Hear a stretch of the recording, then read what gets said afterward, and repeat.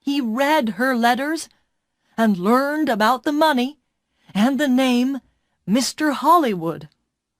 And when he came to my house, I told him about you, Meg. I said, my daughter's got a new boyfriend, and she calls him Mr. Holywood. I don't like him, but I can't stop her. She's going away to meet him next week, I think. What can I do? Johnny put his hand on my arm, and he said, don't be afraid for your daughter. I'm going to find that man and stop him. Meg said nothing. Her face was very white. For a minute or two, nobody spoke. Then Detective Edmonds said, Vickers told us all about it, Miss Hudson.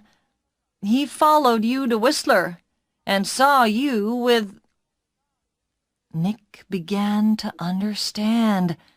With me, in the cafe, and Meg called me Mr. Holywood. Howard Hudson looked at Nick. You're the travel writer guy, right? Lortz. Nick Lortz, said Nick. Vickers nearly killed me. He shot at me twice, and... But Howard Hudson was not very interested in Nick. He looked at his daughter again.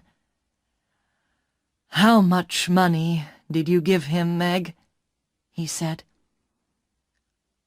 I gave him $25,000, said Meg. Only for 2 or 3 months, he said. Then he... She began to cry again. Well, you can say goodbye to that money, said Hudson angrily. What's going to happen to Vickers? Nick asked Detective Edmonds. Hospital, I think, said Edmonds.